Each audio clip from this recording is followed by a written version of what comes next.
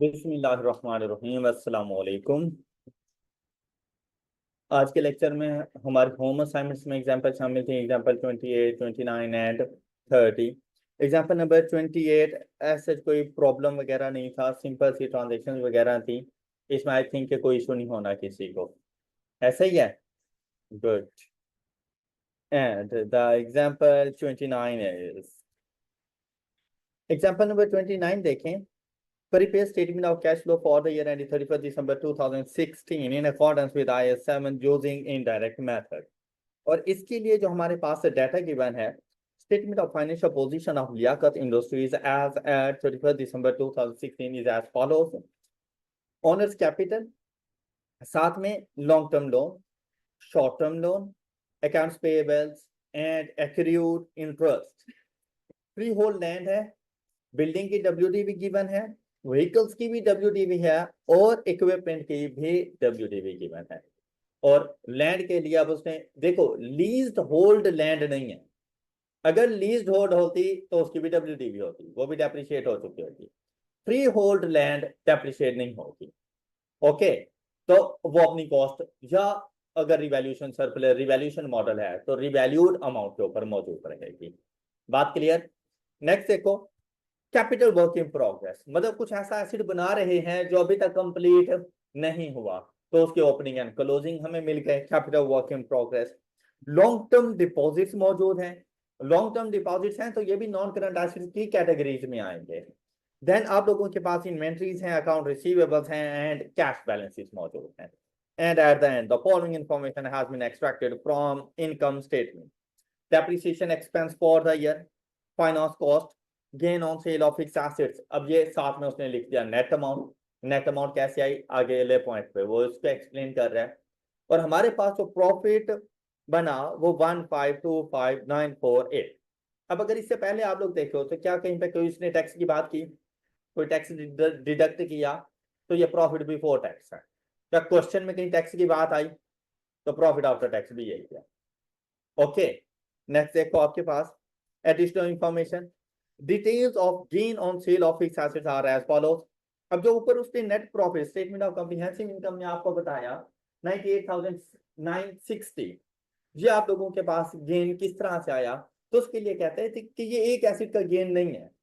ये मेरे पास दो डिस्पोजल्स हुए हैं। एक डिस्पोजल कहते हैं gain on sale of freehold land, वो मुझे हुआ 168,960 का। जबकि मुझे लॉस हो गया एक और एसिड के ऊपर, और वो लॉस ड्यू टू फायर है, मतलब मैंने खुद सेल नहीं किया, ड्यू टू फायर लॉस हुआ 70,000 का। तो नेट ऑफ किया तो उसने जाके गेन के तौर पे रिकॉर्ड कर दिया। ऐसा नहीं होता, आपको गेन अलग से रिकॉर्ड करना होता है और लॉस अलग से रिकॉर्ड करना होता है। लेकिन इस ट्रांजैक्शन का चाहे आप नेट जाके रिकॉर्ड करें, चाहे आप लोग इंडिविजुअल जाके रिकॉर्ड करें, आपके प्रॉफिट के ऊपर कोई फर्क नहीं पड़ने वाला। बात क्लियर। नेक्स्ट देखो, कहते हैं the loss on disposal of equipment represent the WDV of the equipment.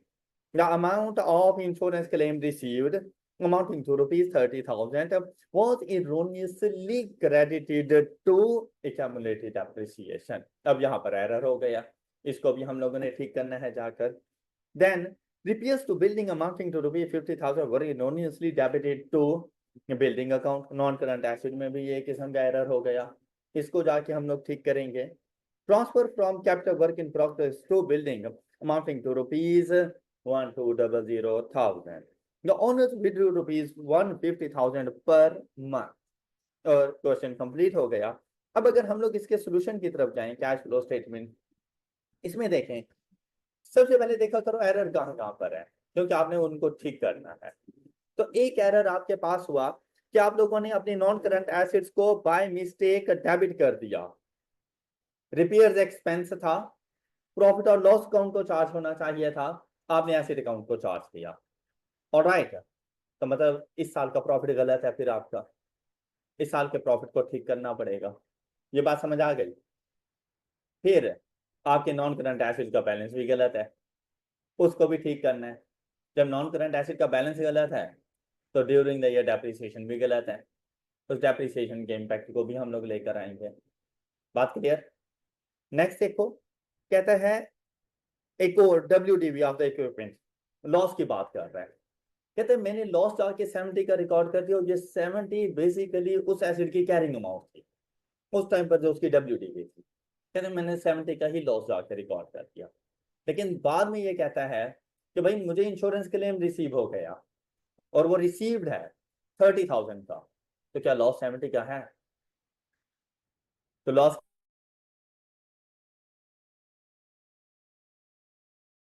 कितने का? 40 का। तो 30 का इंश्योरेंस को कहते हैं बहुत इरोनियसली क्रेडिटेड टू एक्यूमुलेटेड डेप्रिसिएशन, हालांकि इसका एक्यूमुलेटेड डेप्रिसिएशन से कोई ताल्लुक नहीं है। बात क्लियर? अभी इसको देखते हैं कि किस तरह से हम लोगों ने डिटेल करना है। फिर देखें कैपिटल वर्क इन प्रोग्रेस के अंदर एक एडजस्टमेंट मौजूद है, और ऑनर्स विड्रू 150,000। अब जब इसने ये बात कर दी ना, इट मींस दैट मेरे पास कंपनी नहीं है। अगर मेरे पास कंपनी हो तो इक्विटी के पोर्शन के अंदर share capital, share premium, retained earning, general reserve, each and everything अलग अलग आप बताओगे। कंपनी नहीं है, कंपनी नहीं है तो डिविडेंड नहीं है, ड्राइंग्स है, तो उसने ड्राइंग्स के बारे में बता दिया। तो जब कंपनी नहीं होती, पार्टनरशिप बिजनेस हो या सोल ट्रेडरशिप में अगर हम लोग मौजूद हैं, तो सिर्फ एक ही अकाउंट बनता है, कैपिटल अकाउंट। फिर शेयर कैपिटल, रिटेन अर्निंग और ये चीजें अलग अलग नहीं बनती, फिर सिर्फ कैपिटल का अकाउंट बनेगा। कैपिटल के opening, closing, profits, drawings, each and everything हमारे एक ही अकाउंट के अंदर जाएंगे। ये बात समझ आ गई है? इससे पहले आप लोगों के पास कंपनीज होती थी, तो आपको share capital, share premium, retained earning, general reserve, revaluation surplus अलग अलग नजर आते थे। जहां पर आप लोगों के पास कंपनीज नहीं है, ड्राइंग्स हो रही हैं आप लोगों के पास, और ऊपर भी अगर आप लोग बैलेंस शीट में देखो तो उसने जस्ट ऑनर्स कैपिटल लिखा हुआ है, तो बस एक कैपिटल का ही अकाउंट बनेगा। ड्यूरिंग ईयर प्रॉफिट भी इसी में आएगा, जिन्हें आप रिटेन अर्निंग्स कहते थे, वो भी इसी में आ जाएगा। किस ऑनर्स की तरफ से अगर किसी किस्म की कोई इन्वेस्टमेंट है वो भी इधर होगी, जो ड्राइंग्स वगैरह हैं वो भी इसी अकाउंट में आ जाएंगे। बात क्लियर? अच्छा अब देखें भाई, क्वेश्चन का स्टार्ट ना किसी भी पॉइंट से किया जा सकता है, हम लोगों ने लेने होते हैं अपने मार्क्स वगैरह, तो हम लोगों की ये कोशिश होती है जो इजी इजी मार्क्स होना उनको सबसे पहले गेन करें, और जो हमारे पास जहाँ पे थोड़ी सी डिफिकल्टी हो उसको कुछ टाइम के लिए होल्ड किया जा सकता है। अब यहाँ पर देखें क्वेश्चन में कहीं बैड एंड आउटफुल डेट की कोई बात है? नो। अच्छा प्रॉफिट में ये वाला प्रॉफिट नहीं लेके जा सकता, मुझे इस प्रॉफिट को ना थोड़ा सा एडजस्ट करना पड़ेगा, ये वाला प्रॉफिट नहीं जा सकता, इस प्रॉफिट को थोड़ा सा मैंने एडजस्ट करना है। फिर दूसरी बात ये, क्या डेप्रिसिएशन के बारे में मुझे मेथड्स बताया गया है कि डेप्रिसिएशन का मेथड क्या है? नहीं, डेप्रिसिएशन का मेथड नहीं बताया गया मुझे। फिर नेक्स्ट देखिए आप लोग, इस प्रॉफिट को एडजस्ट करना है, लेकिन इसके बाद की अगर चीजें देखें तो मैं अपने पास जाके फाइनेंस कॉस्ट में किसी को कोई इशू, ये जाकर मैं ऐड कर दूंगा। फाइनेंस कॉस्ट जो हम लोग अपनी ऑपरेटिंग एक्टिविटीज के अंदर प्रॉफिट को होल्ड किया थोड़ी देर के लिए, लेकिन उसकी एडजस्टमेंट्स के अंदर जाकर फाइनेंस कॉस्ट को मैं जाकर ऐड कर दूंगा। फिर अगर आप लोग देखें गेन ऑन फिक्स्ड एसेट्स, और उसने बताया 98 960, आप लोगों ने क्या करना है, यहां पर जाना है, इसको जाके लेस करना है, gain on disposal of freehold land, और जाकर ऐड कर देना है loss on disposal of equipment, लेकिन 70 नहीं ऐड करना। आप लोगों ने जाकर 30 में से रिकवर्ड हो गया तो लॉस 40 का है, आपने जाके 40 रिकॉर्ड करना है। बात क्लियर? और रिमेनिंग हम लोग अपने प्रॉफिट को भी एडजस्ट कर लेंगे। अब देखिए आपने ये काम किस तरह से करना है, यहां पर पहुंचे, ये अभी हम लोगों ने फाइंड करना है। ये आप लोगों के पास आ गया gain on disposal of land, less हो गया, ये बात क्लियर? यहां पर आपके पास आ गया loss on disposal of equipment, ये बात भी क्लियर?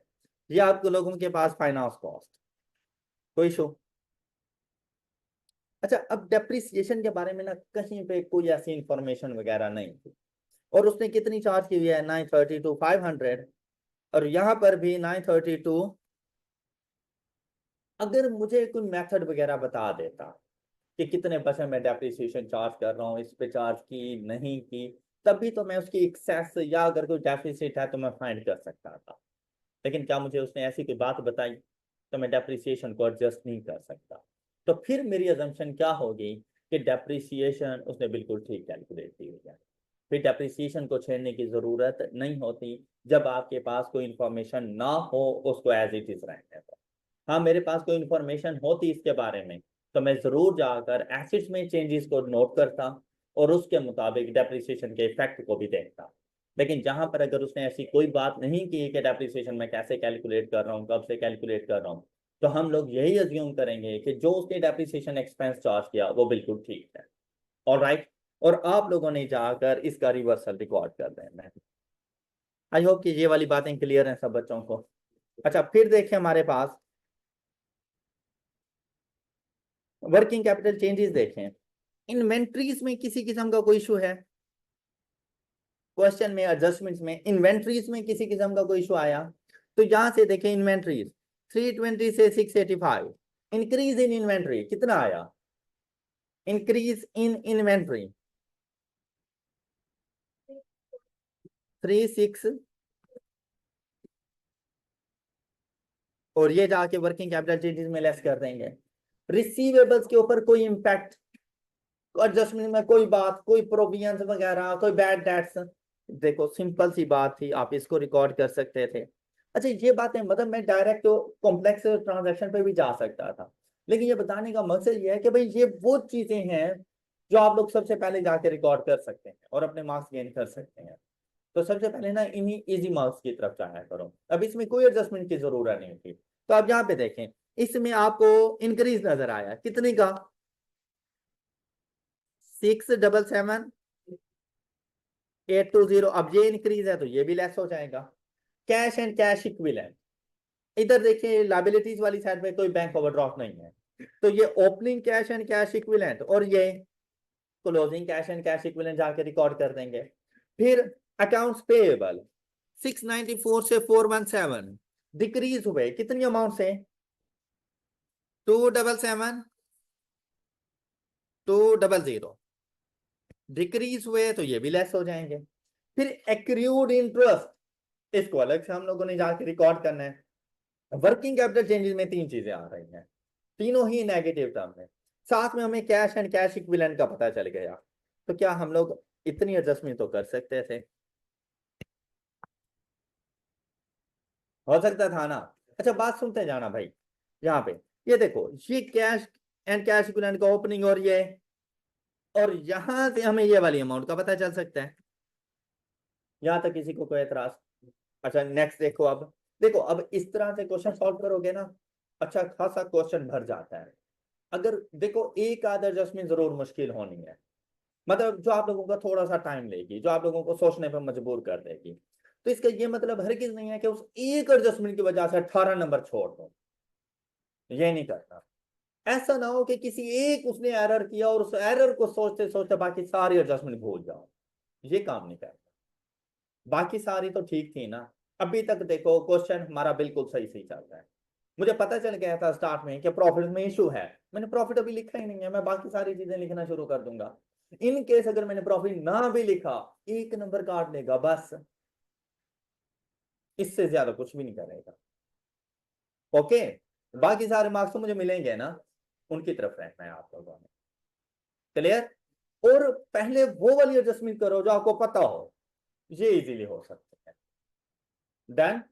अच्छा, अब वैसे अगर प्रॉफिट की बात करें, प्रॉफिट में क्या एरर हुआ?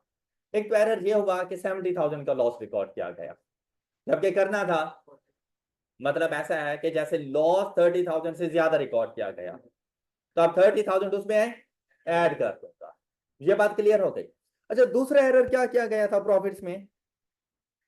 रिपेयर्स एक्सपेंस चार्ज ही नहीं किए गए, जबकि करने थे। अच्छा, दूसरा इंपैक्ट बाद में देखेंगे क्योंकि अभी मैं सिर्फ प्रॉफिट पे हूं, तो मैं क्या करूंगा? रिपेयर एक्सपेंस ऑफ 50,000 चार्ज करूंगा, और 30,000 का वो जो इंश्योरेंस क्लेम मिला है उसकी वजह से लॉस में कमी आई है, वो जाके ऐड कर दूंगा। बस अपने अनएडजस्टेड प्रॉफिट्स के अंदर आपने 30,000 ऐड करना है और 50,000 मतलब बेसिकली 20,000 लेस करना है। ऐसे ही है ना? बस प्रॉफिट एडजस्ट हो गया। क्या प्रॉफिट में इसके अलावा और कोई चेंज है? देखो अगर डेप्रिसिएशन के बारे में बताता तो मैं उसका इंपैक्ट भी जरूर लेकर आता, लेकिन इंफॉर्मेशन नहीं थी। जब इंफॉर्मेशन नहीं है तो मतलब वो बात ठीक है। और ये रूल आप लोगों ने चैप्टर 6 में भी पढ़ा था कि अगर वो किसी चीज के बारे में खामोश रहता है तो समझ लेना वो बिल्कुल ठीक रिकॉर्डिंग है। ओके, यहां पर भी वही असम्पशन है कि अगर देखो एरर है तो बताएगा, खामोश है तो मतलब वो ठीक है, इसलिए नहीं बताया आप लोगों को। तो फिर डेप्रिसिएशन एक्सपेंस बिल्कुल सही है। अब अगर प्रॉफिट के एडजस्टमेंट्स की बात करें तो आपने ये प्रॉफिट इस तरह से शो करना है कि अनएडजस्टेड प्रॉफिट मतलब एज गिवन, उसमें क्या इंश्योरेंस क्लेम रिसीव्ड ऐड कर दो रिडक्शन इन लॉसेस के लिए, और साथ में आप लोगों ने 50,000 की रिपेयर्स, तो आप लोगों का एडजस्टेड प्रॉफिट क्या बन जाएगा 1505 948, ये जाके यहां पे लिख दो। हो गया क्लियर? डन। अच्छा अब देखो ये वाली सारी आपकी स्टेटमेंट जो नोट 1 वो बना के दे रहे हो ऑपरेटिंग एक्टिविटीज, ये क्लियर है, यही बैलेंस आपने यहाँ पे लिखा। अब इसमें और क्या चीज आनी है, देखो भाई आप लोग डिविडेंड तो दे नहीं रहे, तो डिविडेंड नहीं आएगा एज सच, मतलब वैसे ड्राइंग्स हुई हैं तो ड्राइंग आके बाद में लिख लेंगे हम लोग, लेकिन डिविडेंड नहीं है। और साथ में इंटरेस्ट है, टैक्स की तो कोई बात ही नहीं थी, तो सिर्फ इंटरेस्ट देखना है। इंटरेस्ट के लिए क्या चीज है, यहां से मुझे पता चला है कि मैंने चार्ज कितना किया,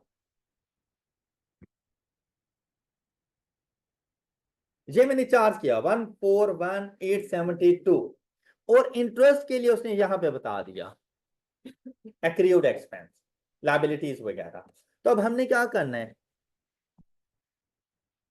ये देखो ये लाइबिलिटी 63360 यहां पर चार्ज करेंगे प्रॉफिट और loss account and carry down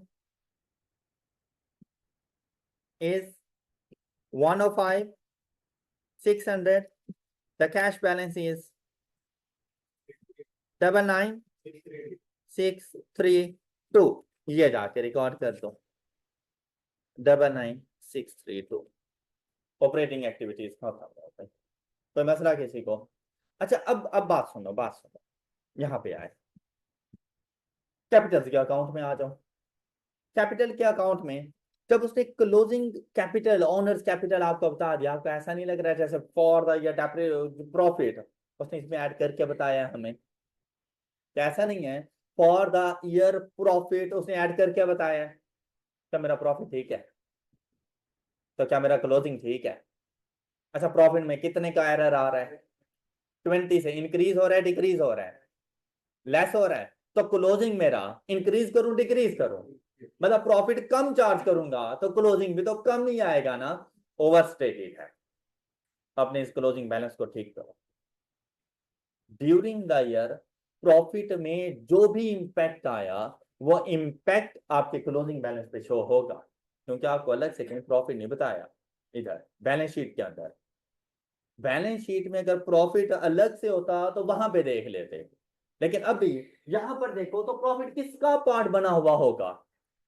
honours capital का। तो जब प्रॉफिट ही गलत है तो क्या क्लोजिंग ठीक है? तो पहले क्लोजिंग को भी तो ठीक करो। Got it? तो बच्चे ने यहाँ पे प्रॉफिट को ठीक कर लेते हैं लेकिन क्लोजिंग एज इट इज रखते हैं, सारा क्वेश्चन गया। तो आपने क्लोजिंग को भी ठीक करना है, बात क्लियर? अच्छा अब क्या करेंगे भाई, इसके लिए भी ना बड़ा प्यारा सा छोटा सा अकाउंट बनाए। जब आप लोगों को कोई खास इंफॉर्मेशन ऐसा ना हो या इवन के कुछ दे भी दे, कोशिश करना कि कैपिटल का अकाउंट जरूर बना लेना, कोशिश करना कैपिटल का अकाउंट जरूर बना लेना। अगर वो सारी इंफॉर्मेशन अकाउंट फॉर करके बैलेंसेस इक्वल आ गए तो एक तसल्ली हो जाती है कि सब कुछ ठीक रिकॉर्डेड है। लेकिन अगर बैलेंस इक्वल ना आए तो पता चल जाता है कि कोई चीज मिसिंग थी जो उसने मुझे नहीं बताई और वो मुझे कैपिटल अकाउंट से मिली। क्या चीज मिसिंग हो सकती है? जैसे रिटेन अर्निंग में हम लोग कहा करते थे डिविडेंड मिस कर सकते हैं, तो डिविडेंड का पता चल जाएगा। रिटेन अर्निंग में हम लोग कहा करते थे कि ओपनिंग क्लोजिंग दे देता है, बैलेंस शीट से पता चल जाता है। डिविडेंड बता देता है, प्रॉफिट फॉर द ईयर आपको वहां से पता चल जाता है। यहाँ पर कैपिटल अकाउंट है, कैपिटल का opening closing for the year depreciation, sorry for the year profit की बात चल गई, आपको ड्राइंग्स भी बता दी, तो रहता क्या है, फर्दर कैपिटल इंट्रोड्यूस। जब पहले आपको शेयर कैपिटल से पता चलता था, तब ये सोल ट्रेडर होने की वजह से शेयर कैपिटल, इसके पास शेयर होल्डिंग तो है नहीं, तो कहां पे रखा होगा अगर इसने कोई फर्दर कैपिटल इंट्रोड्यूस किया होगा तो।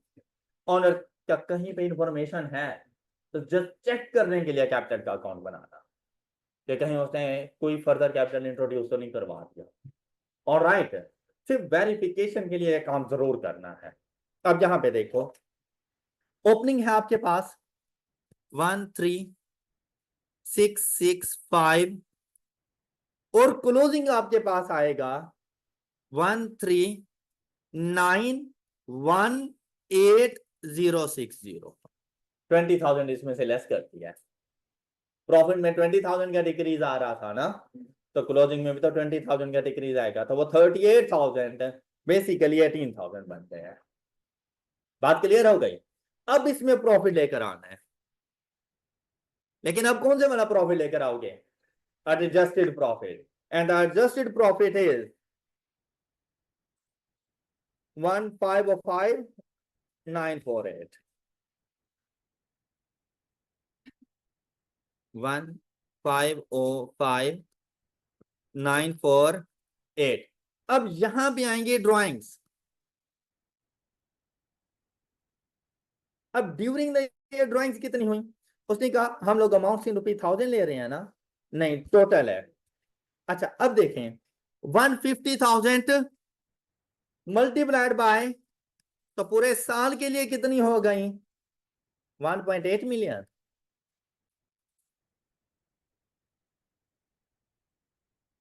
बात क्लियर। अच्छा जरा अब देखना, डेबिट क्रेडिट का टोटल देखना क्या इक्वल आ रहा है, नहीं आ रहा। कौन सी साइड ग्रेटर है, तो अब वैसे यहां पर देखो कौन सी साइड आपको ग्रेटर नजर आएगी, मतलब बैलेंसिंग वैल्यू। सपोज अगर आप लोग ये कह दो कि क्रेडिट साइड ग्रेटर है, तो डेबिट साइड में मजीद क्या जाके लिखूं, ड्राइंग्स भी लिख दी हैं, क्लोजिंग आ गया, मजीद क्या आना चाहिए, कुछ भी नहीं है। तो ऐसे कुछ भी नहीं है यहाँ पर, मतलब क्या, या पैसे निकाल देगा या क्लोजिंग आ जाएगा, निकालेगा तो ड्राइंग्स में आ तो गया है वैल्यू। ओके, तो आपको डेबिट साइड का टोटल ज्यादा मिलेगा, तो डेबिट साइड के टोटल में से क्रेडिट साइड को माइनस करो जी। अमाउंट क्या आई, 546,832। अब ये क्या होगा, further capital introduce during the year. Alright, any issue. अच्छा अब कैश फ्लो स्टेटमेंट में मैंने कौन कौन सी चीजें जाके लिखनी है, फर्दर कैपिटल इंट्रोड्यूस्ड कौन सी एक्टिविटी में, फाइनेंसिंग एक्टिविटी में, और जो मैंने ड्राइंग्स दी है। ऑलराइट, ये दोनों वैल्यूज जाके लिखो। ये ऐसी अमाउंट आ रही थी ना, हाँ, और ये ड्राइंग्स। क्लियर हो गई बात, एनी इशू। नेक्स्ट देखो, long term loan, short term loan. अच्छा जी, अब देखें long term loan, short term loan. Long term की वैल्यू तो है बिल्कुल सेम सेम, कोई चेंज नहीं है। Long term loan, short term loan, basically loan एक ही है, उसका नॉन करंट पोर्शन और करंट पोर्शन हमें बताया गया है। ऑलराइट, ये हो सकता है। अगर सपोज अलग अलग भी है, तो आप लोग देखो क्या लॉन्ग टर्म लोन का किसी किस्म का कोई इंपैक्ट आ रहा है, जितना ओपनिंग था वही क्लोजिंग है। अब यहां पर हम लोग क्या करेंगे, शॉर्ट टर्म लोन को देखो, 1,531,200 था, लेकिन अब कितना है, अब कितना है 1,331,200, तो डिक्रीज आया। डिक्रीज कब आएगा, जब हम लोगों ने रीपे कर दिया, तो बता दो भाई repayment of loan, repayment of short term loan 200,000। बात क्लियर, कोई इशू। अब अगर आप लोग देखें तो आपकी इन्वेस्टिंग फाइनेंसिंग एक्टिविटीज भी गई। अब आते हैं इन्वेस्टिंग एक्टिविटीज की तरफ। इन्वेस्टिंग एक्टिविटीज के अंदर सबसे पहली चीज, इंश्योरेंस क्लेम लिया था मैंने 30,000 का, वो लिखो। ऑलराइट, फिर मुझे गेन हुआ था लैंड को सेल करने पर, अब जरा उसकी इंफॉर्मेशन देखते हैं। यहां पर ना सिर्फ मुझे गेन की वैल्यू बता दी कि gain on sale of freehold land 168,960। Alright, क्या डेप्रिशिएट हो रहा है? अच्छा, क्या क्वेश्चन में कहीं पे बताया है कि उसकी कैरिंग अमाउंट क्या थी, उसकी कॉस्ट क्या थी, वैल्यूड अमाउंट क्या थी, क्या उसकी कोई डब्ल्यूडीवी वगैरह? तो एसिड के अकाउंट से जाके पूछ लो भाई तुम में कितने का डिक्रीज आया है। अब देखो, अगर कोई एडिशन हुई होती तो वो अलग से बताता, क्योंकि इसमें एडिशन और डिस्पोजल दो चीजें भी कभी भी अननोन नहीं हो सकती। ऑलराइट, अगर फ्री होल्ड लैंड में कोई एडिशन हुई होती तो उसने आप लोगों को अलग से बताना था, फिर आप लोग जाके डिस्पोजल की कॉस्ट को डिटरमिन करते हैं।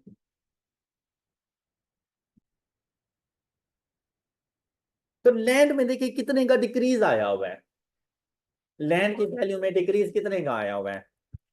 1,821,600। भाई इतने की लैंड जो मेरी बुक में रिकॉर्ड थी मैंने डिस्पोज कर दी, मैंने सेल कर दी, लेकिन क्या सेल इसी मोड पे की है? तो आंसर है नो।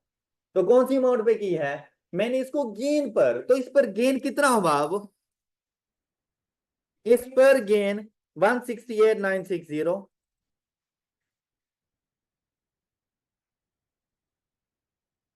तो मुझे सेल प्रोसीड्स कितनी मिली होंगी? और अगर यहीं पे लॉस होता तो माइनस कर देता। ऑलराइट, तो मुझे sale proceeds on disposal of freehold land is, बात क्लियर? दे देता तो गेन फाइंड कर लेते हैं। अब जब गेन और सेल प्रोसीड्स दे देता तो जाके कैरिंग अमाउंट फाइंड कर लेते हैं। ओके, अच्छा, अब देखें, अब हमारा सारा फोकस है इन्वेस्टिंग एक्टिविटी, मतलब नॉन करंट एसेट्स के साथ खेलना है।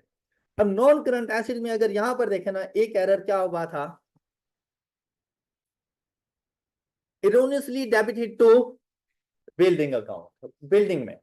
अब देखो, बात सुनो, फ्री होल्ड लैंड के साथ हम लोगों ने डील कर दिया, फ्री होल्ड लैंड में अब कोई मजीद एडिशन वगैरह नहीं है, इसका एसिड अकाउंट ना भी बनाओ तो कोई फर्क नहीं पड़ने वाला। लेकिन अगर ये जिस तरह की वैल्यू फाइंड की है, इसके लिए अगर एसिड अकाउंट बनाकर उसे डिस्पोजल की वैल्यू बता दो और वहां पे गेन ऐड कर दो और उसको सेल प्रोसीड बताओ वर्किंग में, तो बहुत अच्छी बात है कि मेरी सेल प्रोसीड इस तरह से आ रही है। फिर जब जाएंगे बिल्डिंग, बिल्डिंग की क्या इशू आ रहा था हमारे पास कि हम लोगों ने इरोनियसली 50,000 को 50,000 को डेबिट कर दिया, तो मतलब उसका क्लोजिंग बैलेंस याद है, तो क्या क्रेडिट करना था? नहीं, सिंपली एक मरतबा उसको डिडक्ट करना है उसमें से। तो आपने इस क्लोजिंग बैलेंस में से 50,000 लेस कर देना है, तो वैल्यू बन जाएगी 5,007,600।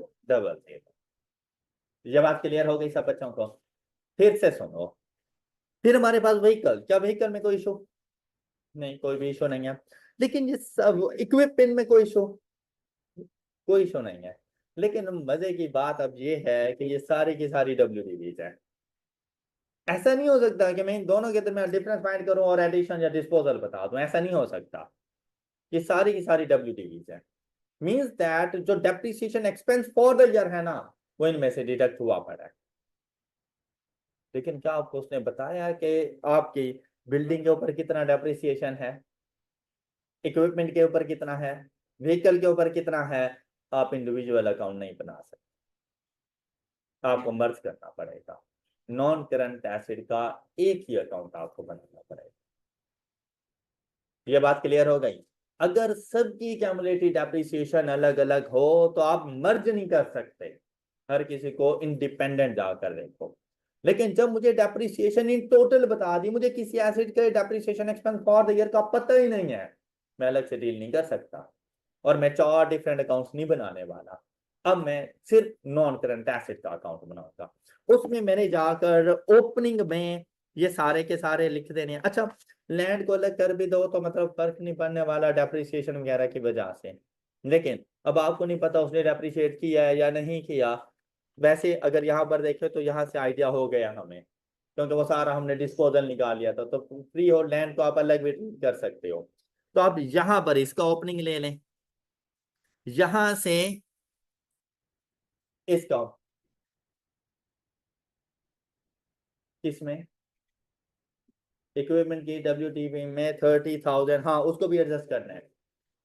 30,000 हम लोगों ने, अच्छा, was erroneously credited to accumulated depreciation, और ये था किसके ऊपर, इक्विपमेंट के ऊपर। अच्छा बात सुनिए, अब एसिड का अकाउंट बनाएंगे, इनकी ओपनिंग लेंगे, इनके क्लोजिंग को भी हम लोगों ने फिर सेट करना है। डेप्रिसिएशन एक्सपेंस जैसे गिवन है एज इट इज लेके चले जाएंगे। ये अकाउंट आप यहां पर देख लें,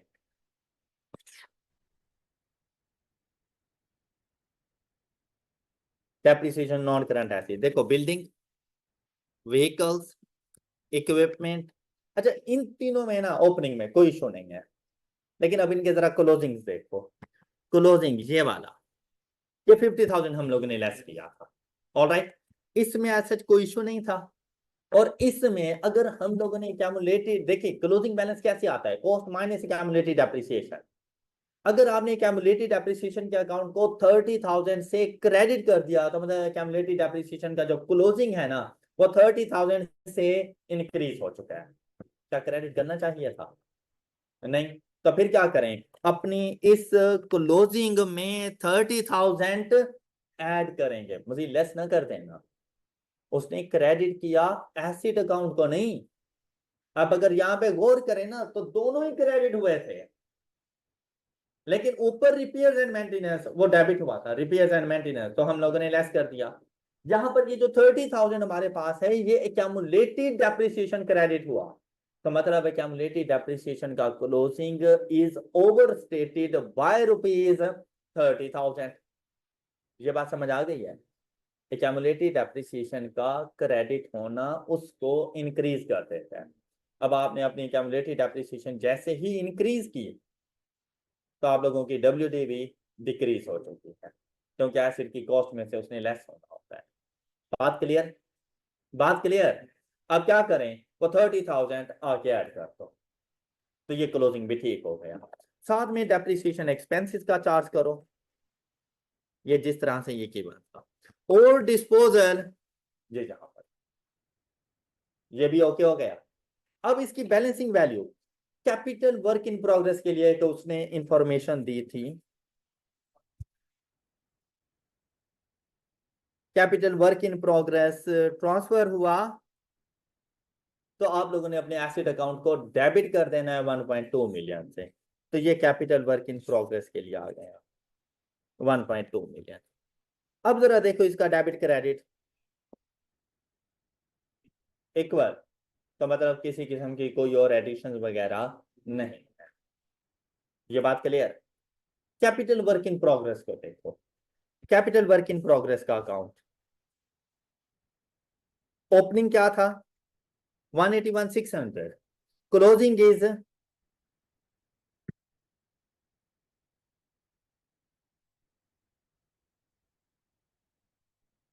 ओपनिंग इज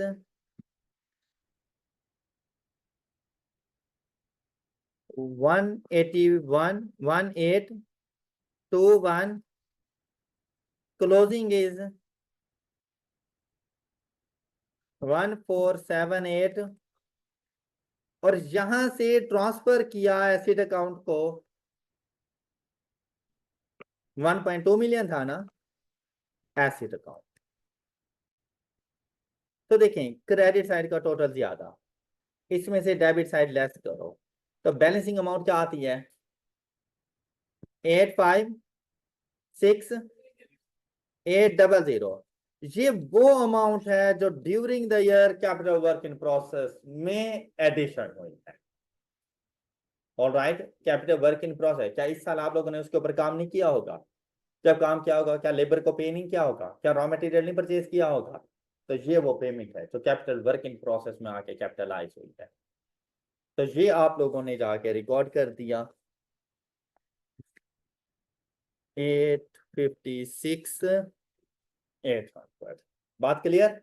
अच्छा इसके बाद देखिए आपके पास क्या चीज रहेगी नॉन करंट एसेट्स में, लॉन्ग टर्म डिपॉजिट्स 448,800 के थे और अब हैं 580,800। मतलब मेरे लॉन्ग टर्म डिपॉजिट मजीद इंक्रीज हो गए, तो इनके लिए पेमेंट नहीं की होगी मैंने। तो क्या अमाउंट आ रही है ड्यूरिंग द ईयर मेरे लॉन्ग टर्म डिपॉजिट्स में इंक्रीज। क्वेश्चन कंप्लीट हो गया। अब किसी को कोई इशू? All clear? चले, एग्जाम्पल नंबर 29 हमारी लेक्चर्स में डिस्कस हो गई। एग्जाम्पल 30 हम लोग कल इंशाल्लाह डिस्कस करेंगे, और साथ में आप लोगों ने 31, 32 एंड 33 ये आप लोगों की होम असाइनमेंट्स हैं। नेक्स्ट 3 एग्जाम्पल्स आप लोगों की home assignment. That's all for today. अपना ख्याल रखिए, नेक्स्ट लेक्चर में मिलते हैं। अल्लाह हाफिज।